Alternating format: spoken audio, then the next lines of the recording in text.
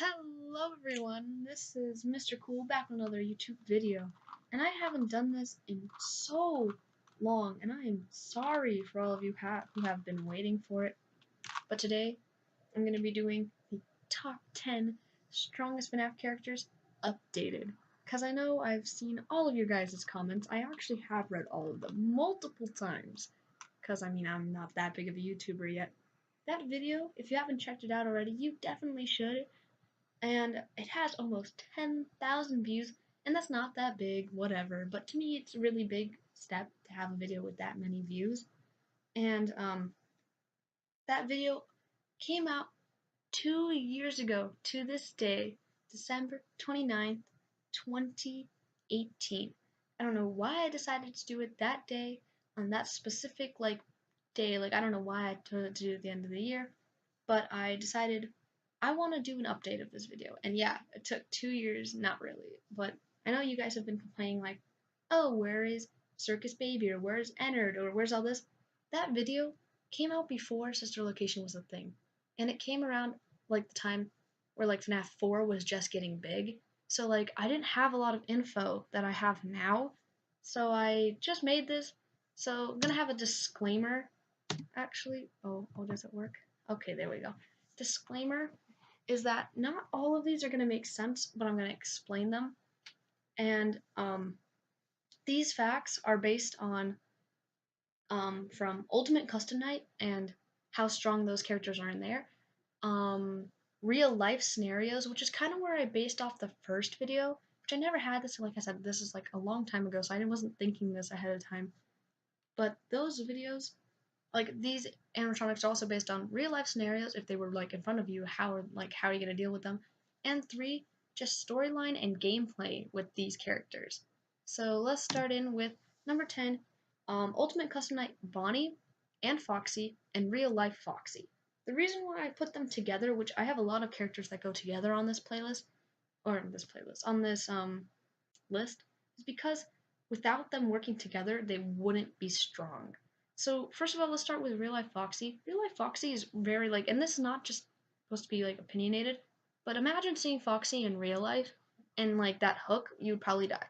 And also with Bonnie, I mean, I didn't make it that big of a deal because Bonnie has a guitar or whatever. But more importantly, Ultimate Custom Night Bonnie is a very strong character, and I read all these facts, but just to sum it up, he also stays in Pirate Cove with Foxy, but if you check on Pirate Cove, you will and Bonnie's active, Bonnie will attack you. Now if Foxy's active, you have to check on the cove, and if you don't, Foxy will attack you. So it kind of they play together in this, and if they're both active, you got a problem. And you have to make sure the little figure on your desk is who tells you who's active. If there's a Foxy figure, it'll tell you Foxy's active. If there's a Bonnie figure, Bonnie's active. And some nights Foxy's not active, some nights Bonnie's not active, and some nights they're both active. And if they're both active, that causes a problem for Bonnie because you have to check Pirate Cove. And it kind of gets annoying because you have to check on Bonnie and you're not supposed to. So now at number 9, we have Ultimate Custom Night Funtime Foxy and Real Life Funtime Foxy. Most of these all of these probably are also real life scary. All of these animatronics are real life scary. But Ultimate Custom Night Foxy, or Funtime Foxy, is also really annoying because it stays at the stage and you have to go at certain times to check on Funtime Foxy. If you go there too late, Funtime Foxy will attack you. And if you don't go there, if you just don't go there at all, it will also attack you. You have to go there specifically on the time it says. And once you go there, it'll tell you, say you go there at 2 a.m. because it tells you to. Then it'll be okay, next stage at 4 a.m. or next showing at 4 a.m. And you have to check it multiple times at the night. So that can be really annoying for players who have 50-20 mode or whatever on. And that can be really annoying because you have to check on this and you have to be making sure everything else is getting done. So this is something that could be forgotten really easily, but you never know. So number 8, we have Ultimate Custom Night Toy Freddy, which is a kind of another thing like Funtime Foxy, where it just drains your time. You're trying to focus on other animatronics and Toy Freddy isn't making your job easier. Toy Freddy in the game is also playing a version of Five Nights at Freddy's, but Five Nights with Mr. Hugs. And if Freddy gets jump scared, you get jump scared by Toy Freddy. So all you have to do is just kind of click on the screen you can see down here. click on the screen right there to make sure Freddy doesn't get attacked. So you just like click it and Freddy just gets saved. And if Freddy doesn't get saved, you die from Freddy. We have Ultimate Custom Night Dee Dee. Dee Dee was a great player in FNAF World because Dee Dee helped you. But in this one, Dee Dee is the most annoying character. And you're probably like, Dee Dee isn't strong, Dee Dee's just annoying. But I put this in the list, I was like iffy about this as well. But Dee Dee is one of the most annoying characters because it's like all-time powerful. If you're playing 50-20 mode or whatever, 20-50 mode, whatever it is called, Dee Dee isn't a threat. But any other time you're playing, if Dee Dee shows up, Dee Dee will bring a random character into the game. And Dee Dee doesn't tell you when, like, it won't give you a sign when Dee Dee's gonna pop up. She just pops up whenever. And you get a random character. You have the Dee Dee card, which is kind of like annoying. I don't know what it does, but I'm just saying that Dee Dee can be really annoying because say you're trying to do this at night and you have only a few characters and you're like, oh, this is gonna be easy. But then you get random character that you're not ready to deal with yet, and boom, Dee Dee's like the most annoying character. So now we have six. This one's really confusing. We have Ultimate Custom Night Nightmare Freddy. So I'm going to start with that one. Nightmare Freddy in Ultimate Custom Night has Freddles around your office, and you have to shine your flashlight to get rid of them. If you don't, Freddy or Nightmare Freddy will attack you. Now, real life Nightmare Freddy is probably also the scariest thing in the world. First of all, those little Freddles are probably really scary, and just seeing any of the nightmares is really scary. Now, saying that they're nightmares, they might not be real, which is kind of where it's not like a real thing. But if you were to encounter Nightmare Freddy in any scenario, scariest thing ever. Now, Ultimate Custom Night Nightmare BB pops in with this because you can't shine your flashlight at Nightmare Balloon Boy until he's standing. And if you're trying to shine your flashlight around at the Freddles, you might accidentally hit Nightmare Balloon Boy, causing him to attack you. So this is kind of where they tie in together, that like if Nightmare Balloon Boy wasn't like this, it wouldn't cause either of them to be on this list. But because of how you're supposed to shine your flashlight at the Freddles and not at Nightmare Balloon Boy, it kind of ties them in to be hard in the game. Now at number 5 we have Circus Baby. Circus Baby was kind of an annoying character all around, and a character that you just don't want to deal with. In real life, you could see when in the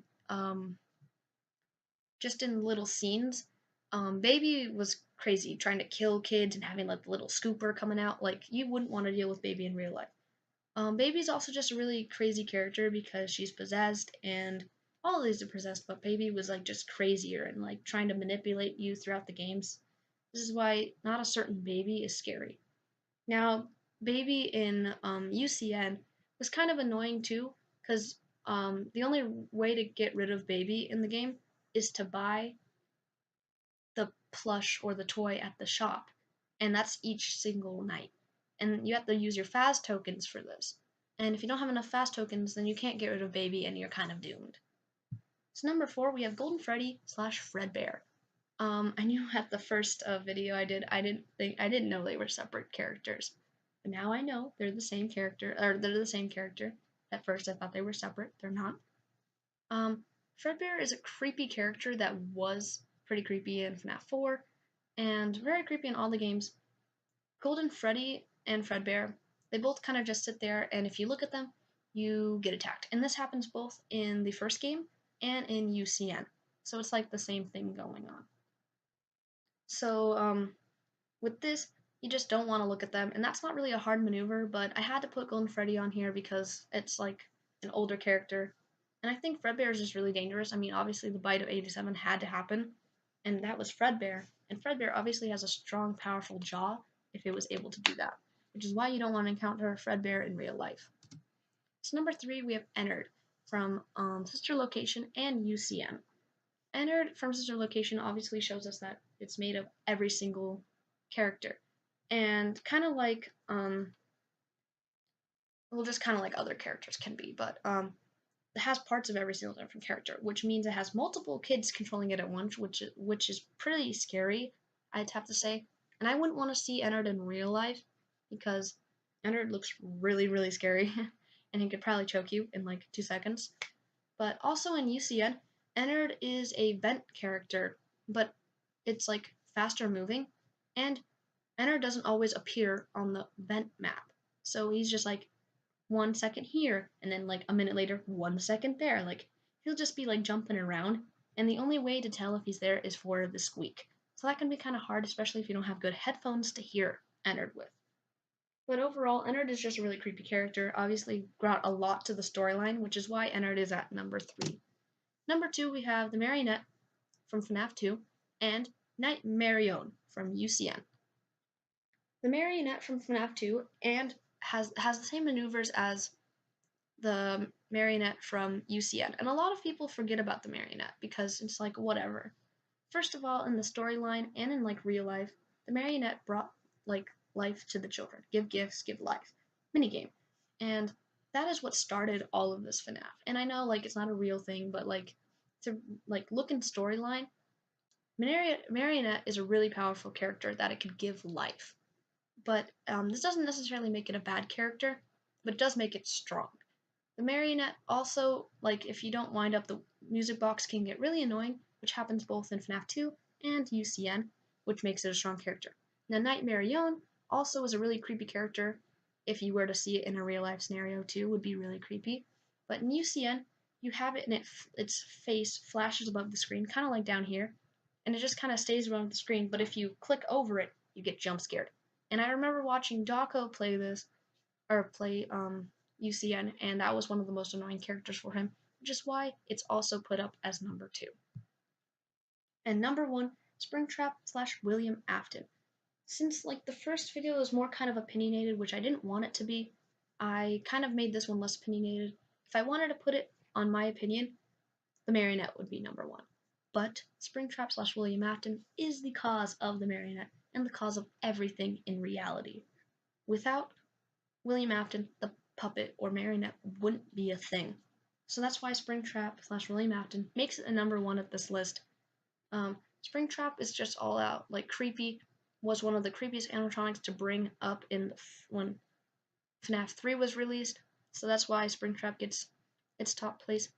And then William Afton, obviously like the same person, burns down these places but yet survives. He's like almost immortal throughout all this process, which makes Springtrap or William Afton the most powerful person in this game. So that's my list. I hope you guys did enjoy. If you had any disagreements or agreements, tell me down in the comments. Obviously, be more nice about it because last time you guys got angry. And if you haven't seen the first video, like I said, go see that. There will be a link in the description. And if you did like this video, give it a thumbs up and subscribe to my channel if you haven't already. Goodbye!